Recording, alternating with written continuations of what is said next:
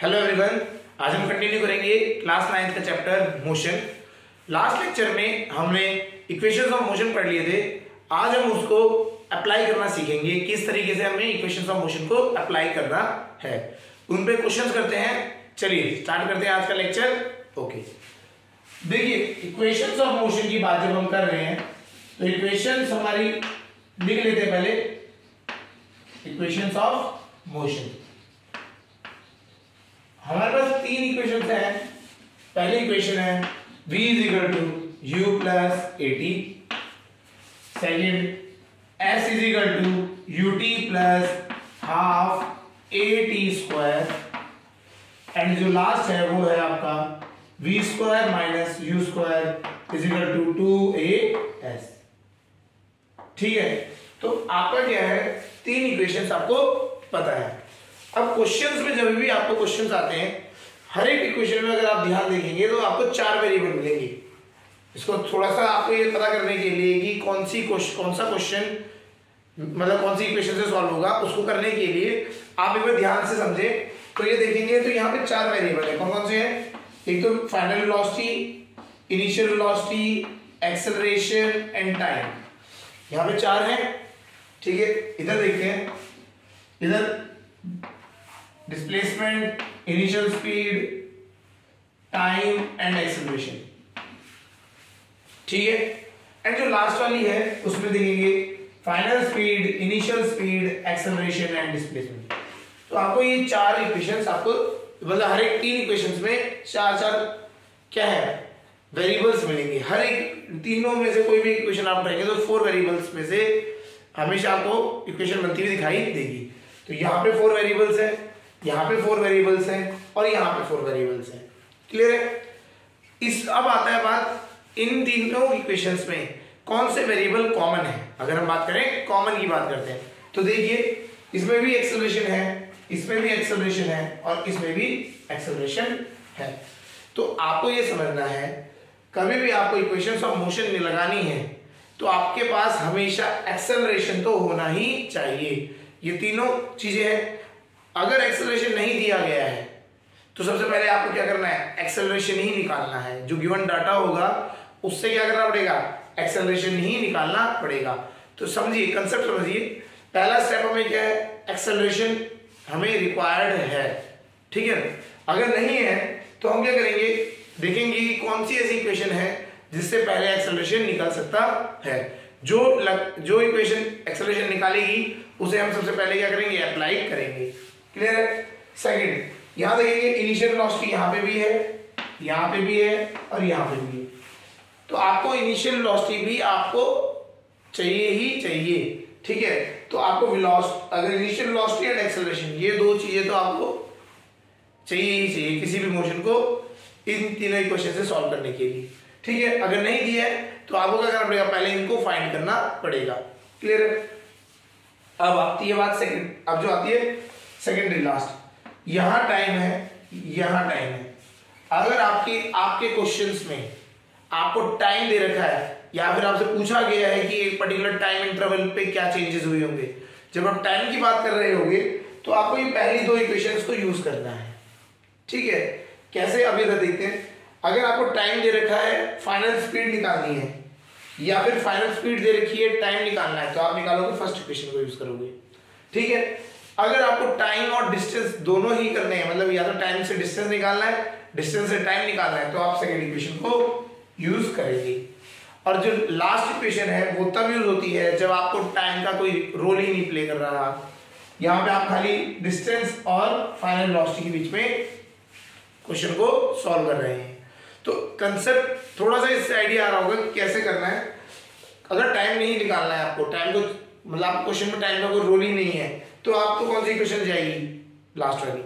ठीक है, अगर आपको बीच में टाइम की रिक्वायरमेंट है तो टाइम में ये दोनों आपको इक्वेशंस को यूज करना पड़ेगा। ये वाली सेकंड वाली इक्वेशन जो होती है डिस्टेंस एंड टाइम के बीच में रिलेशन देती है। ये वाली first equation final speed and time के बीच में रिलेशन देती है।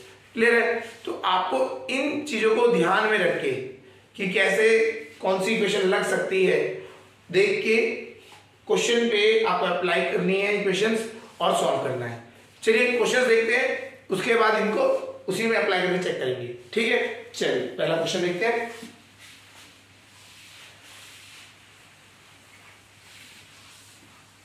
आप जितने क्वेश्चंस की प्रैक्टिस करते चले जाएंगे उतना आप इनसे फैमिलियर हो जाएंगे और आप क्वेश्चंस को इजीली कर पाएंगे। ठीक है, क्या होता है स्टूडेंट्स एक दो क्वेश्चंस करते हैं, ज्यादा स्कूल में अगर करा दिए 4-5 क्वेश्चन और कर लिए, उससे फिर वो सोचते हैं कि अब हम सारे कर लेंगे।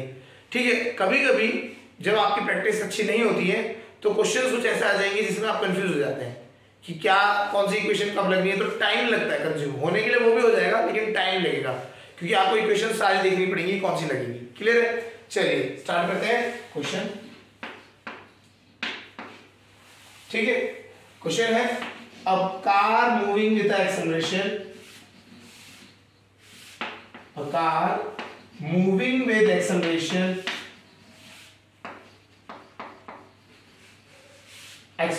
of 2 meter per second square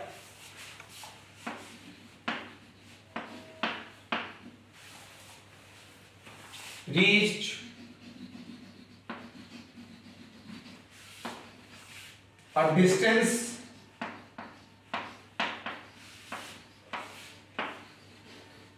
of 50 meter starting at rest, starting from rest. Find the final speed. Find the final speed. ये क्वेश्चन है। ठीक है, क्वेश्चन में क्या बोला है आपको, एक बॉडी, एक कार है जो एक्सेलरेटेड मोशन कर रही है, स्पीड कितना एक्सेलरेशन है 2 मीटर पर सेकेंड स्क्वायर। तो हम देखेंगे इसको करते कैसे हैं। सॉल्यूशन में ए एक्सेलरेशन दे रखा है कितना 2 मीटर पर सेकेंड स्क्वायर। ठीक है, रीचेज अ डिस्टेंस, कितना डिस्टेंस चल गई 50 मीटर, तो S is equal to 50 metre. ठीक है, starting from rest, starting from rest मतलब जो स्टार्ट कर रही थी तो इनिशियल स्पीड कितनी थी, रेस्ट पे था, तो u कितना हो गया 0, u कितना हो गया 0। और हमें निकालना क्या है फाइनल स्पीड, हमें क्या निकालना है final speed v, to find v, हमें क्या करना है टू फाइंड v। देखिए क्वेश्चन जब भी आएगा तो आप क्या करेंगे गिवन लिख देंगे। गिवन, इन क्वेश्चंस में गिवन लिखने से फायदा होता है, गिवन में आपको आइडिया लग जाता है क्या क्या चीजें आपके पास है। और टू फाइंड, क्या फाइंड करना है वो हमने लिख दिया v। ठीक है, अब हमारे पास देखिए कितने अगर हमें बात करें अननोन्स जो थे वो टोटल मतलब अगर बात करें कितने होते हैं a s u v, ये 4 मतलब आपके वेरिएबल्स थे। ठीक है ना, अननोन्स तो इसमें यही है, 3 तो हमें नोन है। 4 अगर आपको 4 वेरिएबल्स में से 3 नोन है तो चौथा निकालना है तो आप आसानी से निकाल सकते हैं। अब यहां देखते हैं 3 इक्वेशन जो हमें याद थी उसमें समझते हैं। पहली 3 जो हमने फर्स्ट 2 इक्वेशन बताई थी आपको, उनमें क्या है टाइम का रोल इंपॉर्टेंट होता था, बताया था। तो टाइम का कहीं पे भी इसमें रोल है नहीं है। हमें ये भी ध्यान रखना है एक्सेलरेशन और इनिशियल स्पीड हमें दी गई है या नहीं दी गई है, दी गई है। एक्सेलरेशन और इनिशियल स्पीड हमारे पास है। अब हमारे को सेकंड चीज देखनी है, टाइम का कोई रोल नहीं है। जब टाइम का कोई रोल नहीं होता तो हम कौन सी इक्वेशन लगाते हैं, थर्ड इक्वेशन ऑफ मोशन। हम क्या लगा देते हैं, थर्ड इक्वेशन ऑफ मोशन लगा देते हैं। क्लियर, चलिए लगाते हैं। v की वैल्यू हमें निकालनी है, v स्क्वायर रहेगा। u इनिशियल स्पीड कितनी थी 0 हो गया। ठीक है, कोई प्रॉब्लम। अगला आ जाता है 2, तो ऐसे ही रहेगा। a कितना है, एक्सेलरेशन इज गिवन 2 मीटर पर सेकंड स्क्वायर, 2 रख दिया। s की वैल्यू हमने दे रखी है 50 रख दिया हमने। ठीक है, तो सॉल्व करेंगे v square is equal to 200 आ गया, तो v आ गया आपका 10√2 मीटर पर सेकेंड, 10√2 मीटर पर सेकेंड। 200 जगह कर दिया हमने, फैक्टर्स बनाओ आप, उसके बाद उसमें से रूट से बाहर निकाल लीजिए, अंडर रूट में जब जाएगा। ठीक है, तो velocity is equal to 10√2 metre पर सेकेंड। क्लियर हो गया हो रहा है। चलिए अब इसके बाद अब हम बात करते हैं कुछ दूसरा क्वेश्चन जिसमें हम बात करेंगे टाइम के साथ इसमें वेरी करेगा। चलिए ये समझ आ गया होगा। तो इसमें क्या किया हमने सारे वेरिएबल्स जो दे रखे थे वो लिखे, जो फाइंड करना था वो भी लिखा। हमें पता लगा एक्सेलरेशन और इनिशियल स्पीड तो दे रखी है। जब एक्सेलरेशन और इनिशियल स्पीड दे रखी है तो हमें कोई टेंशन लेने की जरूरत नहीं, हमें तीनों में से तीनों इक्वेशंस आराम से लगा सकते हैं। तीनों इक्वेशन में अब देखा टाइम तो जरूरत है ही नहीं, तो जब टाइम की जरूरत नहीं है तो कौन सी इक्वेशन लगेगी? Third equation of motion. चलिए ये हो गया आपका फर्स्ट टाइप का क्वेश्चन। ठीक है, अब अगला आता है, उसको समझते हैं। नेक्स्ट क्वेश्चन, ठीक है। A body starting from rest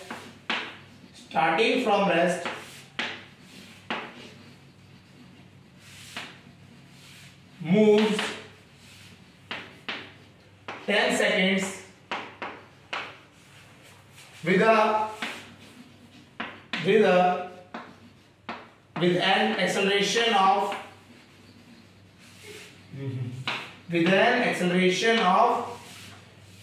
1 meter per second square. Find, ठीक है, दो पार्ट दे रखे हैं। A final speed, B part distance covered.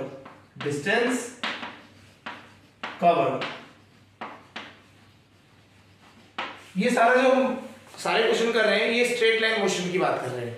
ठीक है, तभी हम डिस्टेंस लिख रहे हैं, नहीं तो डिस्प्लेसमेंट लिखा जाएगा, ये आपने बताया भी था। ठीक है, चलिए इसको करते हैं सॉल्यूशन में आते हैं। हमने बताया था क्या करना है, सबसे पहले गिवन को देखना है। गिवन क्या है? गिवन हमें ये देखेंगे तो गिवन में अगर हम आते हैं, हमें दे रखा है a body starts from rest. अगर कोई भी बॉडी स्टार्ट्स फ्रॉम रेस्ट होगी, इसका मतलब क्या है? Initial speed 0, u is equal to कितना दे रखा है? 0। मूव्स फॉर 10 सेकंड्स, ठीक है ना, मूव्स फॉर 10 सेकंड, 10 सेकंड तक के लिए मूव किया उसने। ठीक है, तो time is equal to 10 seconds. Time कितना आ गया? 10 सेकंड्स। ठीक है, क्लियर है। विद एन एक्सेलरेशन भी दे रखा है 1 मीटर पर सेकंड स्क्वायर, तो एक्सेलरेशन भी लिख देते हैं 1 मीटर पर सेकंड स्क्वायर। फाइंड द, अब देखो फाइंड क्या करना है ये देखते हैं। फाइंड पूछा है उसने, पहले तो फाइनल स्पीड निकालनी है v और बाद में s भी निकालना है, दोनों चीजें निकालनी है इसमें। ठीक है, ठीक, याद है, समझ आ गया। गिवन देख लिया हमने। चलिए अब इसमें देखते हैं, हमें एक्सेलरेशन दे रखा है और इनिशियल स्पीड दे रखी है। जब भी हमें एक्सेलरेशन और इनिशियल स्पीड दे रखी है, बेझिझक होके आपको क्या करना है? तीनों इक्वेशंस को यूज कर सकते हो। ठीक है, अब हम बात करते हैं, टाइम हमें दे रखा है, हमें क्या निकालनी है? फाइनल स्पीड निकालनी है। टाइम हमें दे रखा है तो हम कौन सी इक्वेशन यूज कर सकते हैं? पहली दो यूज करेंगे। ठीक है, तो पहली इक्वेशन से हम क्या निकालेंगे? फाइनल स्पीड निकाल लेंगे। v is equal to u plus at, A part कर रहे हैं, u प्लस at, ये हमें दे रखा है। हमें v ही निकालना है, तो v हम लिख दिया। u कितना है? u है 0, तो u 0 है तो u को 0 लिख देंगे। ठीक है, वहीं पे कर दिया। a है हमारा 1 और टाइम है हमारा 10, तो वेलोसिटी कितनी आ गई? 10 मीटर पर सेकंड, 10 मीटर पर सेकंड। क्लियर है। अब आते हैं बी पार्ट। 10 मीटर पर सेकंड हो गया। बी पार्ट की जाते हैं। क्या तक समझ आया कैसे आपने जज किया कि कौन सी इक्वेशन लगनी है? आपको u और a तो दे रखा है, तो u और a तो हर एक इक्वेशन में लगना ही है, तीनों इक्वेशन में u और a होना चाहिए, तो हम तीनों इक्वेशन लगा सकते हैं आराम से। टाइम दे रखा है, टाइम और वेलोसिटी के बीच में कौन सी इक्वेशन होती है? फर्स्ट। सेकंड कौन सी होती है? डिस्टेंस एंड टाइम के बीच में। ठीक है, तो दूसरे में क्या है? डिस्टेंस निकालना है, तो डिस्टेंस और टाइम के बीच में कौन सी इक्वेशन है? सेकंड। तो s is equal to ut plus half at square, ये दो इक्वेशन है। अच्छा, u की वैल्यू कितनी है? 0, तो 0 को कभी टाइम से ही मल्टीप्लाई करेंगे तो कितना हो जाएगा? 0 हो जाएगा, नहीं हो जाएगा? तो 0 हो गया। चलिए s का फॉर्मूला सीधा लगाएं, s is equal to half, a हमें दे रखा है 1, a तो हमने 1 लिख दिया। t कितना है हमारा? 10 सेकेंड्स, तो 10 सेकेंड्स का स्क्वायर करेंगे, 10 इंटू 10 100। आप कैंसिल आउट करेंगे तो हमें यहाँ पे निकल के आया s is equal to 50 metre, s is equal to 50 metre. तो इस तरीके से हमने दोनों पार्ट निकाल दिए। फाइनल स्पीड हमारी आई 10 मीटर पर सेकेंड और distance covered is 50 metre. Clear हो गया होगा कैसे किया ये। वापस गिवन निकली है, हमने देखा एक्सेलरेशन और इनिशियल स्पीड दे रखी है, तो बेझिझक होकर हमें तीनों इक्वेशन यूज करनी है। टाइम दे रखा है तो टाइम दे रखा है तो हमें पता लग गया कौन सी इक्वेशन यूज होनी है, फर्स्ट या सेकंड। फर्स्ट हम करेंगे तो उससे वेलोसिटी निकलती है, फाइनल वेलोसिटी। सेकंड यूज जब करेंगे हम तो हमें डिस्टेंस निकलता है। चलिए एक और क्वेश्चन देखते हैं। अब हम बात करते हैं अगर हमें एक्सेलरेशन ही नहीं दिया गया हो, कभी कुछ ऐसे क्वेश्चन भी आते हैं जिसमें हमें एक्सेलरेशन ही नहीं दिया जाता, ठीक है, तो उसमें उनको कैसे फेस करना है ये समझते हैं। क्वेश्चन है a body covers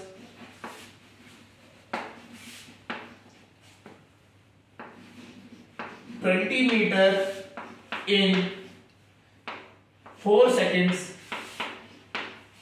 starting from rest,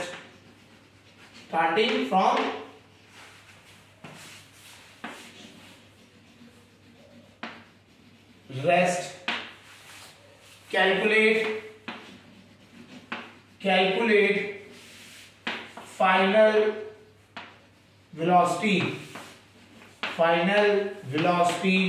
of body। ये क्वेश्चन है जो कंफ्यूज करता है, जो आपको प्रॉब्लम में डाल सकता है। क्या है, कैसे सॉल्यूशन देखते हैं। इसमें क्या है, बॉडी का क्या है, डिस्टेंस का गिवन में देखते हैं। पहले हमने क्या क्या लिखा है, गिवन करते हैं हम सिंपल। गिवन में हमें दे रखा है डिस्टेंस कवर्ड s, वो है 20 मीटर, ठीक है। टाइम दे रखा है हमें 4 सेकंड्स, 4 सेकंड्स में लिख देते हैं।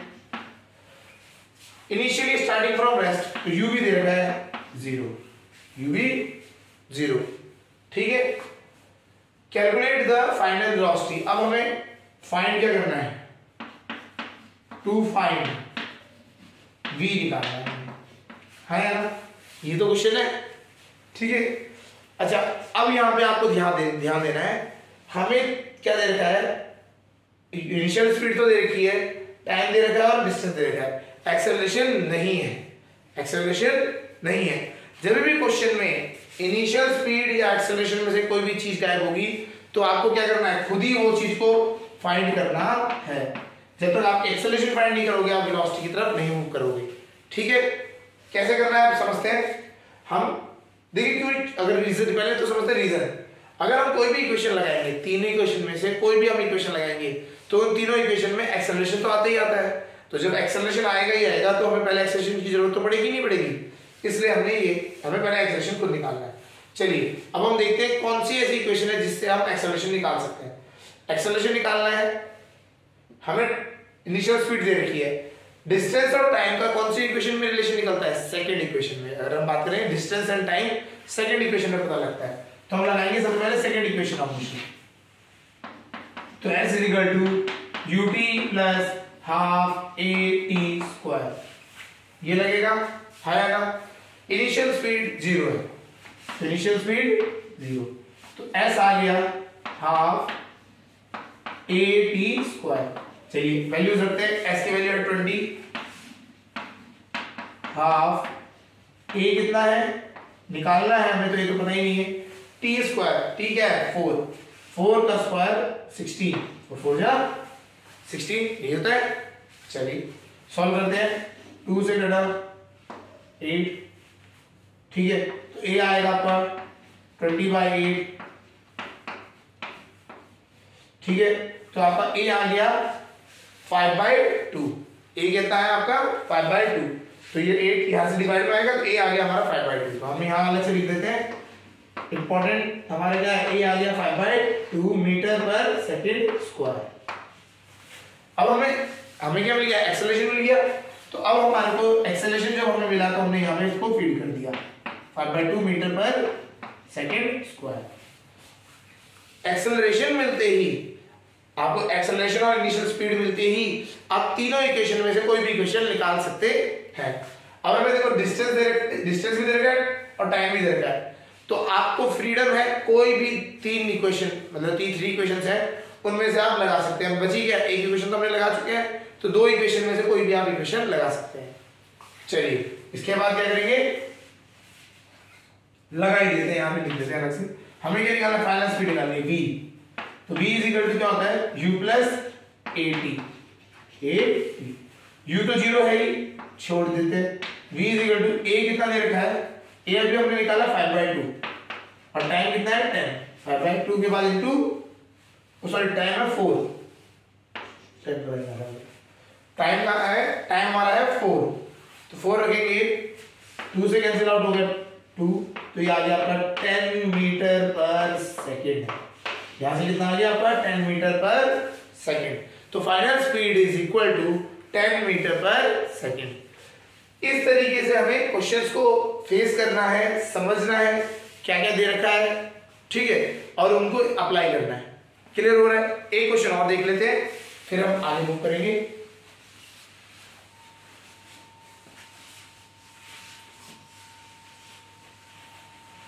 चलिए एक क्वेश्चन और है, हमने क्या बोल दिया इस बार, a body having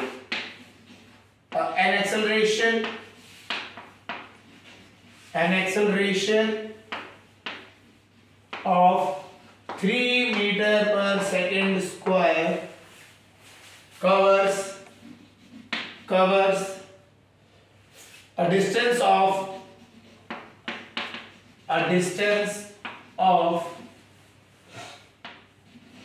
20 meter in 0.8 second. 0.8 second. Calculate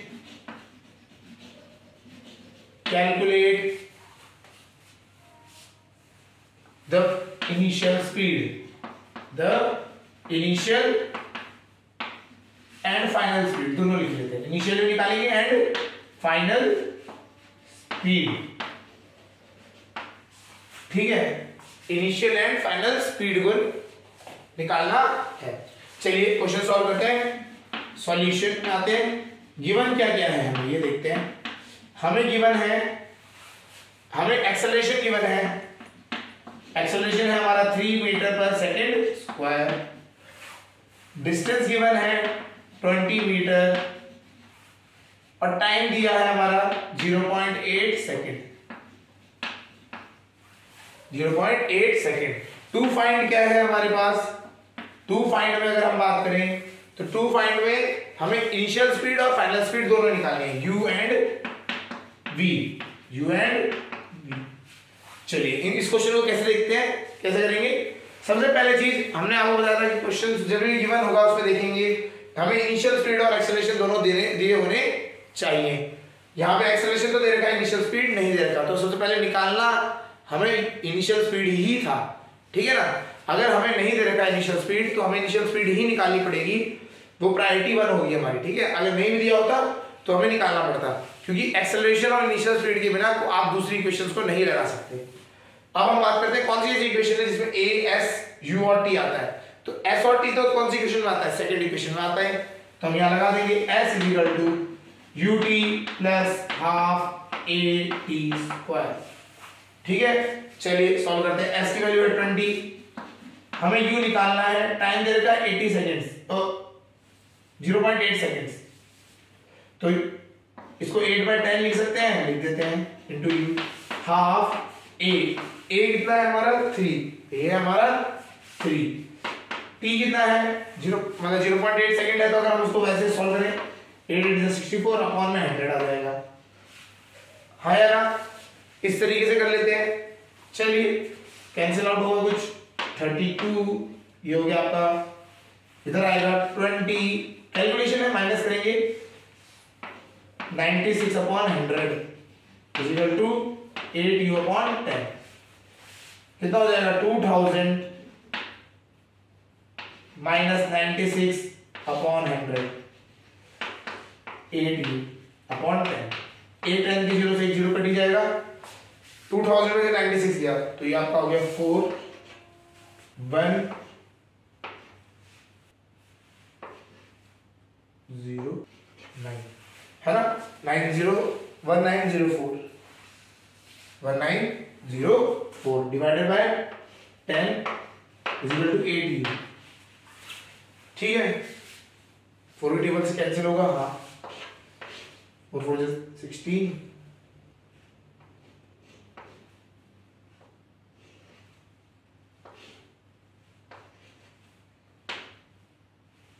हो गया, 2 से कटेगा, 2 से भी 2 या 4 2 6 2 16, तो u आ गया आपका 23.8। कितना आ गया आपका यहाँ से डिवाइड में आएगा, तो आपका यहाँ से u निकल के आया आपका, अगर हम यहाँ लिखते सीधा 23.8 मीटर पर सेकेंड। कैलकुलेशन है, ठीक है। आपने क्या करें, आप क्या करेंगे, इसको सॉल्व करेंगे तो ये इस तरीके से 23.8 आ जाएगा। तो आपको क्या है, सॉल्व करना पड़ेगा इनिशियल स्पीड के लिए, आपको इनिशियल स्पीड के लिए तो सॉल्व करना ही पड़ेगा। तो इनिशियल स्पीड के लिए हमने सॉल्व किया तो हमारा आया 23.8। क्लियर है। चलिए अब क्या है, फाइनल स्पीड के लिए निकालना है।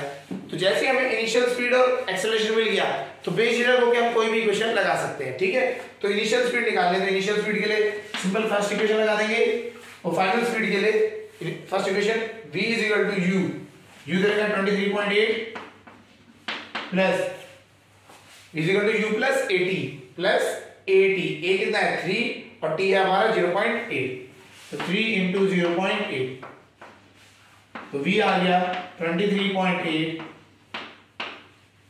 2.4, तो ये v हमारी वैल्यू आ गई 8 प्लस 4 12 6 2 26.2 मीटर पर सेकेंड। ठीक है, क्लियर है। तो कैलकुलेशन से तो कभी डरना नहीं है हमें क्या है, हमें बस कंसेप्ट को देखना है। तो हमें पता होना चाहिए एक्सेलरेशन और इनिशियल स्पीड बहुत इंपॉर्टेंट है। अगर ये दोनों चीजें आपको मिल गई तो आप इनमें से कोई भी क्वेश्चन आप यूज कर सकते हैं।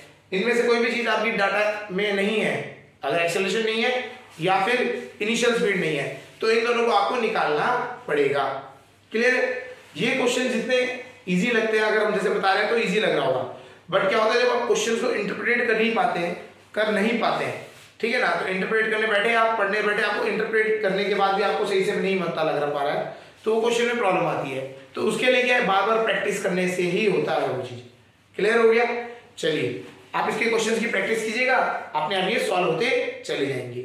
क्लियर है। चलिए अब नेक्स्ट टॉपिक पढ़ते हैं हम, सर्कुलर मोशन। सर्कुलर मोशन, चलिए नेक्स्ट जो है heading, that is circular motion. Circular motion, देखिए अभी तक जो हम बात कर रहे थे, वो जो मोशन था वो हम कहते हैं रेक्टिलिनियर मोशन या लीनियर मोशन। देखिए मोशन को अगर हम समझते हैं, अगर आपका मोशन एक स्ट्रेट लाइन में हो रहा है उसे कहते हैं रेक्टिलिनियर मोशन। रेक्टिलिनियर मोशन मतलब आप एक स्ट्रेट लाइन में मूव कर रहे हो, इन अ स्ट्रेट लाइन। ठीक है, तो इस मोशन को कहते हैं रेक्टिलिनियर मोशन या फिर कभी कभी लीनियर मोशन भी कहा जाता है। ठीक है, और अभी हम बात कर रहे हैं जब सर्कुलर पाथ में ट्रैवल करोगे तो उसे कहते हैं सर्कुलर मोशन। ठीक है ना, आपका जो पाथ है वो कैसा है, सर्कुलर है, सर्कुलर पाथ। तो सर्कुलर पाथ में अगर मूव करेंगे तो इट इज सर्कुलर मोशन, और अगर हमारा एक स्ट्रेट लाइन में पाथ में मूव करेंगे तो that it is a rectilinear motion. तो ये दो टाइप के मोशन आपको पढ़ने होते हैं। तो हमने ये जो अभी हमने पढ़े जितने थे वो मोस्ट ज्यादातर हमने क्या बताया था कि स्ट्रेट लाइन में मूव कर रहे हैं, तभी वहां डिस्टेंस को हम डिस्प्लेसमेंट ले रहे थे। जब बॉडी एक स्ट्रेट लाइन में पाथ ट्रैवल कर रही होती है, बिल्कुल स्ट्रेट लाइन में एक ही डायरेक्शन में मूव कर रही है, इधर को ही मूव कर रही है, तो क्या होगा, distance is equal to displacement हो जाएगा। ठीक है, बट सर्कुलर मोशन में बहुत डिफरेंट रहता है। आप यहां से मूव करें और आप यहां से घूम के वापस आ गए, ठीक है, तो यहां पे क्या होता है, डिस्टेंस डिस्प्लेसमेंट के इक्वल नहीं होता है, चेंज हो जाता है। ठीक है, चलिए स्टार्ट करते हैं सर्कुलर मोशन को। तो सर्कुलर मोशन क्या हो गया, it is the motion of an object in a circular path. कैसे पाथ में मूव कर रहे हैं, सर्कुलर, गोल, मतलब अगर गोल चक्कर जो कहते हैं ना, गोल राउंड, मतलब राउंड पाथ में, उसमें the motion of an object, heading definition लिखते हैं, motion of an object about a circular path,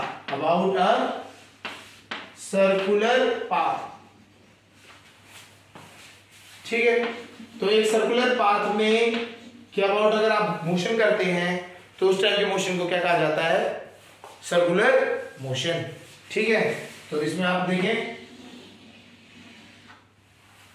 ठीक है, तो अगर आपने यहां से मोशन करना स्टार्ट किया, आप चलने लगे और आप इस पाथ पे चलते ही जा रहे हैं, ठीक है, तो आप ऐसे जब चलते जा रहे हैं तो ये कौन सा पाथ हो गया, सर्कुलर मोशन। क्लियर हो रहा है, ठीक है।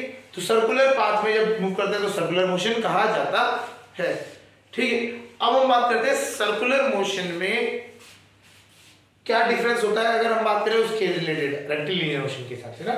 तो पहली बात चीज समझनी है, सर्कुलर पाथ में जो डायरेक्शन होती है वेलोसिटी की, सर्कुलर पाथ में जो डायरेक्शन होती है वेलोसिटी की, वो हर जगह पे चेंज होती रहती है, ठीक है ना। और डायरेक्शन निकलती कैसे है, सर्कल के ऊपर टेंजेंट मार दो, आप क्या कर दो, टेंजेंट बना दो, तो जो टेंजेंट होगी ये क्या शो करेगी, डायरेक्शन ऑफ स्पीड या डायरेक्शन ऑफ वेलोसिटी की बात कर रहे हैं, डायरेक्शन ऑफ वेलोसिटी की बात कर रहे हैं। तो ये क्या हो, ये भी टेंजेंट थी, ये भी। तो आप देख रहे हैं हर पॉइंट पे वेलोसिटी की डायरेक्शन क्या हो रही है, चेंज हो रही है, ठीक है, चेंज हो रही है। तो आपकी जब वेलोसिटी हर पॉइंट पे चेंज होने का मतलब क्या है, डायरेक्शन चेंज हो रही है। हाँ, मैग्नीट्यूड सेम हो सकता है, लेकिन जो वेलोसिटी की डायरेक्शन है वो क्या हो रही है, हर बार चेंज होती जा रही है। लेकिन जब रेक्टिलिनियर मोशन की बात करते हैं तो जिस डायरेक्शन में आप मूव कर रहे हो तो वो हमेशा ही उसी डायरेक्शन में मूव करते हुए मिलते हो। आप उसमें जाएंगे या फिर उसको घुमा लेंगे बैक साइड, या तो आप इधर को जा रहे हैं वेलोसिटी से, या फिर आपकी वेलोसिटी उसके बैक हो जाएगी। तो क्या है, आपकी वेलोसिटी रहेगी एक लाइन के अलॉन्ग ही, या तो उधर को मूव करेगी या तो बैक साइड को मूव करेगी, ठीक है। बट सर्कुलर में क्या होता है, जो वेलोसिटी डायरेक्शन है वो कंटिन्यूअसली चेंज होती रहती है, ठीक है। तो इसलिए क्या हम सर्कुलर मोशन को अलग से पढ़ते हैं, ठीक है। चलिए अब हम बात करते हैं सर्कुलर मोशन के टाइप्स पे, टाइप्स ऑफ सर्कुलर मोशन आता है, टाइप्स ऑफ सर्कुलर मोशन। देखो सर्कुलर मोशन भी क्या है, दो टाइप में डिवाइड हो सकता है, किसके अकॉर्डिंग, अकॉर्डिंग टू यूनिफॉर्मिटी। दो टाइप के मोशन होते हैं, एक होता है यूनिफॉर्म मोशन, जिसे हम कहते हैं यूनिफॉर्म सर्कुलर मोशन। क्या होगा, uniform circular motion, uniform circular motion हो गया। और एक अगला क्या है, non uniform circular motion, non uniform circular motion, ठीक है। तो दो तरीके के मोशन है, one is circular motion and another is non uniform circular motion. तो क्या होते हैं ये समझते हैं, ठीक है। अगर आप एक सर्कुलर पाथ में मूव कर रहे हैं और आपकी स्पीड पूरे पाथ में सेम रह रही है, समझिए स्पीड सेम रह रही है, वेलोसिटी नहीं, वेलोसिटी तो हमेशा चेंज होती है इसमें, ठीक है ना, वेलोसिटी हमेशा चेंज होती है। क्यों चेंज होती है, डायरेक्शन चेंज हो रही है, ठीक है। तो डायरेक्शन चेंज होने की वजह से आपकी सर्कुलर मोशन में वेलोसिटी हमेशा चेंज होती है, बट स्पीड सेम हो सकती है। कैसे, ये आपका पाथ है, आपने यहां देखा डायरेक्शन ये है, स्पीड इसकी 10 मीटर पर सेकंड पर 10 मीटर पर सेकंड ही थी, यहां पे देखा डायरेक्शन ये है, स्पीड लेकिन इसकी कितनी थी, 10 मीटर पर सेकंड। इस पॉइंट पे डायरेक्शन ये है, स्पीड की वैल्यू सेम है, स्पीड की वैल्यू चेंज नहीं हो रही, कहीं पे भी आप चले जाओ 10 मीटर पर सेकंड, मतलब आपने एक फिक्स वेलोसिटी पे रखा है, मतलब फिक्स स्पीड पे रख रखा है, मैग्नीट्यूड फिक्स है, बट डायरेक्शन चेंज होने की वजह से वेलोसिटी चेंज हो रही है। क्लियर हो गया। तो ऐसे मोशन में जहां पे स्पीड कांस्टेंट है, that type of motion is known as uniform circular motion.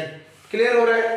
तो यूनिफॉर्म सर्कुलर मोशन के नीचे ये समझ आ गया होगा आपको कि किस टाइप का मोशन होता है, कि पूरे मोशन में स्पीड क्या रहती है, यूनिफॉर्म रहती है या फिर कांस्टेंट रहती है। क्लियर हो गया कि आपका क्या है, स्पीड की वैल्यू सेम रहती है। लेकिन जो नॉन यूनिफॉर्म मोशन में क्या है, नॉन यूनिफॉर्म मोशन में क्या होगा, यहाँ पे स्पीड कुछ और है, यहाँ पे कुछ और हो जाएगी, फिर यहाँ पे कुछ और हो गई, वापस चेंज, यहाँ पे आपकी कुछ और हो गई। तो इस तरीके से स्पीड क्या रहती है, चेंज होती रहती है। ठीक है ना? तो ये टाइप के मोशन को क्या कहते हैं, non uniform circular motion. Definition की अगर बात करें तो ऐसे में क्या होगा, जब आप स्पीड आपकी चेंज होती रहेगी तो unequal distance will be travelled in equal interval of time. ठीक है ना? आपका क्या होगा, कभी ज्यादा डिस्टेंस ट्रैवल कर लोगे, कभी कम कर लोगे, है ना? Unequal distance will be travelled in equal interval of time. मैंने अगर एक चेक पॉइंट्स एक टाइम इंटरवल बना दिया है 2 सेकंड का, 3 सेकंड का, तो अगर मैं उसे चेक करूंगा तो अब हमेशा क्या होगा, मुझे अलग अलग क्या होगा, डिस्टेंस ट्रैवल्ड मिलेगा, क्योंकि स्पीड चेंज हो रही है। तो उस टाइप के मोशन को कहते हैं non uniform circular motion. Clear हो रहा है, नहीं हो रहा है?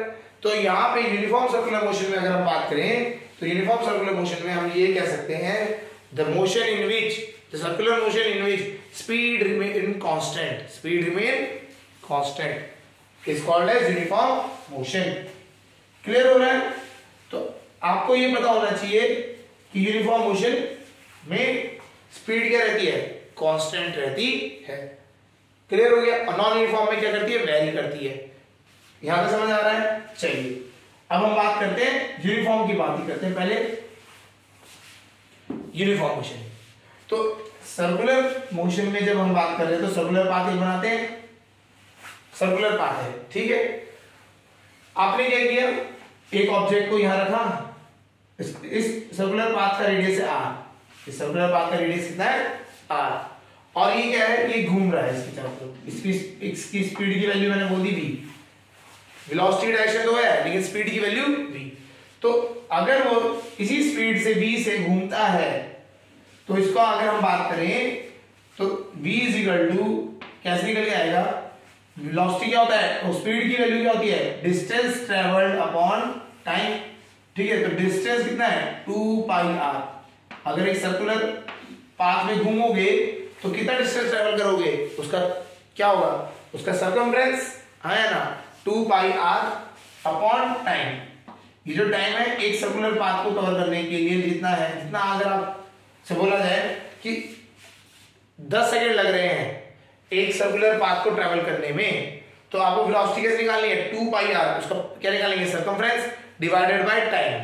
तो आपको क्या निकल जाएगी, आपको स्पीड निकल जाएगी जिस स्पीड से वो यूनिफॉर्म मोशन कर रहा है। तो ये एक फॉर्मूला आता है जिससे आप क्या निकाल सकते हैं कि कोई भी ऑब्जेक्ट अगर यूनिफॉर्म सर्कुलर मोशन कर रहा है तो उसकी स्पीड कितनी होगी। क्या होता है, क्वेश्चन में आपको रेडियस दिया जाएगा और टाइम दिया जाएगा। करें क्वेश्चन एक, चलिए क्वेश्चन कर लेते हैं। ठीक है?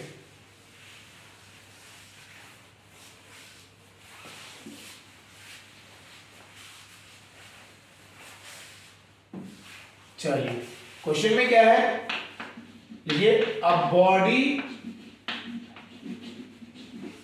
Travelling in a circular path of radius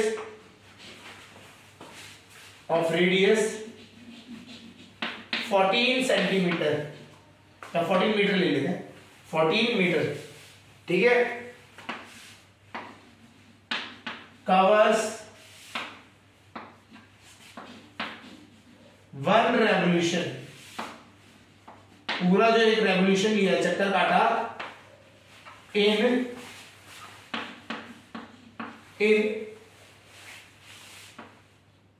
20 seconds, 20 seconds. Calculate the speed of the body, speed of body. Speed निकालने के लिए कहा है उसने। ठीक है? क्वेश्चन वही है, यूनिफॉर्म मोशन को लेके चल रहे हैं। ठीक है? तो क्या हो रहा है, आपका एक सर्कुलर पाथ है, उसका रेडियस है आपका 14 मीटर। यहां से आपने चलना स्टार्ट किया और यहां से घूम के आप आगे ऐसे गोल घूम रहे। ठीक है? तो क्या हो गया, टाइम दे रखा है आपको एक रेवोल्यूशन में, एक पूरा चक्कर काटने में टाइम जो लगेगा, ठीक है, वो दे रखा है आपको 20 सेकेंड्स। कितना दे रखा है? 20 सेकेंड्स, ठीक है। तो हमें क्या बोला, स्पीड निकालनी है। चलिए स्पीड निकालते हैं। हमने बोला स्पीड कितनी है, v है। कितनी है? v है। तो speed is equal to distance upon time. कितना डिस्टेंस कवर किया उसने, सर्कल का पूरा पाथ, तो सरकमफ्रेंस 2 पाई r। पाई की वैल्यू रख देते हैं 22/7, r की वैल्यू है 14। डिस्टेंस हो गया 2 पाई r अपॉन टाइम। टाइम कितना लिया था? 20 सेकेंड्स, 20 बना देते हैं। चलिए सॉल्व करते हैं, ठीक है। कुछ होगा, ओके 44/10, तो ये आ गया 4.4 मीटर पर सेकेंड। तो आपको क्या निकल के आ गई? स्पीड निकल के आ गई। क्लियर हो रहा है? तो आपको क्वेश्चन में अगर आपको यूनिफॉर्म स्पीड निकालने के लिए कहता है सर्कुलर पाथ की, तो आप क्या करेंगे, सिंपल ये फॉर्मूला लगा देंगे, speed is equal to distance upon time. Clear हो रहा है? यहां तक समझ आया? चलिए ठीक है। एक चीज यहां पे थोड़ा सा समझते हैं, ये एक ना वर्डिंग आई थी रेवोल्यूशन, ठीक है। दो वर्ड्स होते हैं, एक होता है रोटेशन और एक होता है रिवॉल्यूशन। क्या होता है इन दोनों में डिफरेंस, ये चीज समझते हैं, इसको भी समझ लेते हैं। देखिए अगर कोई बॉडी अपने में ही अगर बात करें अपने ही किसी एक्सेस के अबाउट घूमे, तो इस टाइप के मोशन को कहते हैं रोटेशन। क्या कहते हैं? रोटेशन।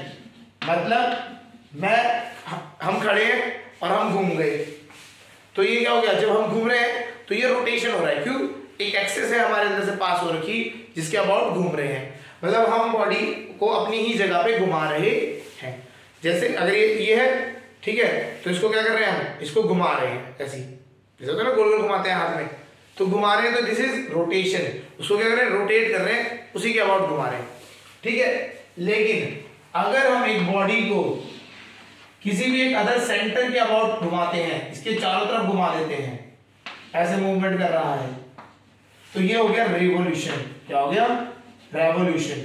मतलब उसके चारों तरफ घूम रहा है। क्लियर है? अच्छा एक एग्जांपल लेते हैं, अगर सबसे ज्यादा कॉमन एग्जांपल होता है अर्थ का एग्जांपल लेते हैं, तो अर्थ रिवॉल्व्स अराउंड द सन। तो अर्थ जो होती है रिवॉल्व्स अराउंड द सन। ये क्या होता है? सन होता है, सन के चारों तरफ रिवॉल्व करती है, ठीक है, रिवॉल्यूशन जो है, ठीक है, रिवॉल्व कर रही है। लेकिन वो अपनी एक्सिस के अबाउट क्या करती है? रोटेट करती है, अपनी एक्सिस के अबाउट रोटेट करती है। तो रोटेशन की वजह से हमें क्या मिलता है? दिन और रात मिलते हैं। रिवॉल्यूशन की वजह से हमें सीजन मिलते हैं, कभी गर्मी और सर्दी, ठीक है। क्लियर हो गया? यहां तक समझ आ गया? तो दो चीजें होती हैं, रोटेशन एंड रेवोल्यूशन। तो दोनों चीजें हमें समझ आ गई। चलिए ओके, अब हम बात करते हैं नेक्स्ट टॉपिक पे, that is centrifugal and centripetal forces. ठीक है, इसको कंसेप्ट हल्का समझा देते हैं यहाँ पे, ठीक है, तो आपको जिससे आइडिया रहेगा कि क्या होता है। Heading is centrifugal and centripetal forces. Centripetal and centrifugal forces.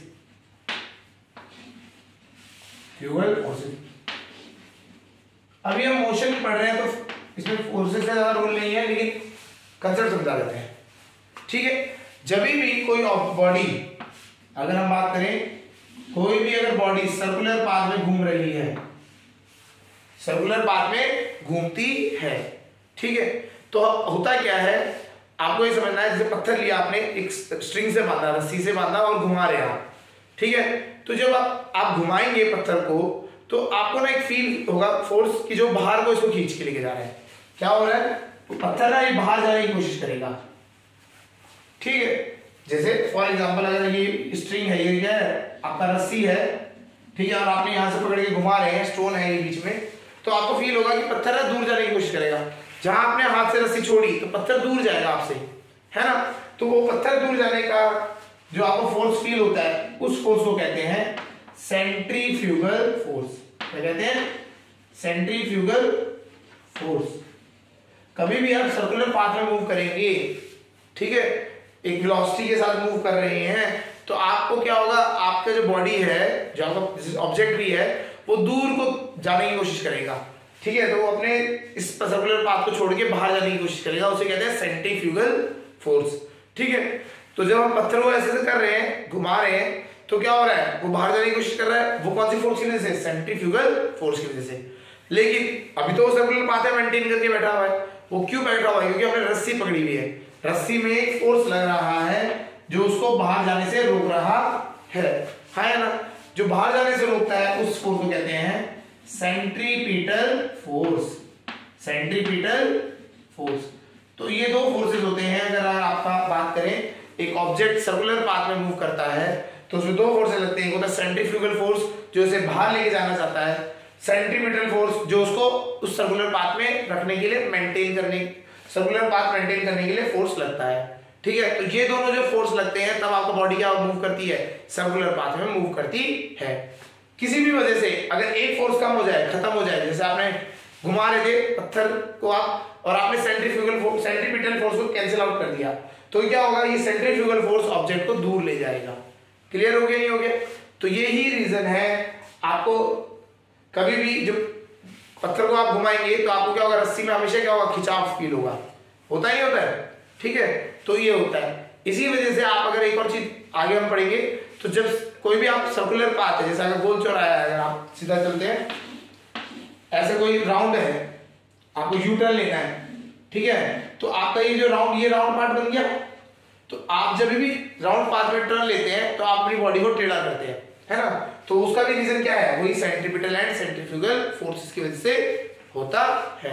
एक जस्ट आइडिया दिया है यहाँ पे, है ना। ये आगे जब फोर्सेस के बारे में स्टडी करेंगे तब इनको और समझेंगे। क्लियर हो रहा है?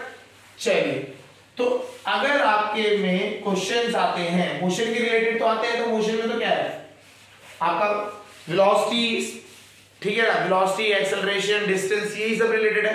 तो इनको सॉल्व करने के लिए आपको सिंपल, ज्यादातर क्वेश्चन क्या करना पड़ेगा, अगर एक्सेलरेटेड मोशन नहीं है, सिंपल मोशन है, तो आप सिंपल मोशन में सीधा आप लगाएंगे velocity is equal to distance upon time. अगर आपका कोई भी एक्सेलरेशन मोशन में नहीं है तो आप क्या लगाएंगे, एक्सेलरेटेड मोशन नहीं है तो आपका क्या होगा, velocity is equal to distance upon time, ठीक है।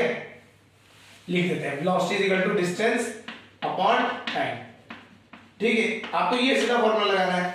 अगर एक्सेलरेटेड मोशन है, ठीक है, तो आपका एक्सेलरेटेड मोशन के लिए, एक्सेलरेटेड मोशन के लिए आपको 3 इक्वेशंस ऑफ मोशन को यूज करना है। और तीनों इक्वेशंस क्या हैं, वो याद होनी चाहिए। v is equal to u plus at, s is equal to ut plus half at square, and v square minus u square is equal to 2as। ये जो है, ये 3 इक्वेशंस हैं, ठीक है। अलग अलग बुक्स में कभी-कभी ये बुक्स पे ना चेंज होके आती है, कभी-कभी आपको ये मिल जाएगी v square is equal to u square plus 2as। कोई डिफरेंस नहीं है, ये और ये दोनों सेम है, बस आपने u को इधर शिफ्ट कर दिया है। क्लियर हो रहा है? चलिए, तो आपको क्या है, जब नॉन एक्सेलरेटेड मोशन होगा तो ये यूज करनी है आपको इक्वेशन, और एक्सेलरेटेड मोशन है तो आपको क्या होगा, ये दोनों, ये वाली 3 इक्वेशंस आपको यूज करनी है। फिर सर्कुलर पाथ के लिए हमने बता दिया कैसे करना है आपको। सर्कुलर में आपको पूरा सर्कमफ्रेंस निकालना है डिवाइडेड बाय टाइम, तो आपको क्या निकल के आ जाएगी, यूनिफॉर्म स्पीड, ठीक है। तो इस तरीके से आपके सारे टॉपिक्स हो गए कवर मोशन चैप्टर में। ओके, क्वेश्चंस करिए, अंडरस्टैंडिंग और बढ़ेगी उससे, है ना। चलिए, आज के लिए इतना ही। ओके।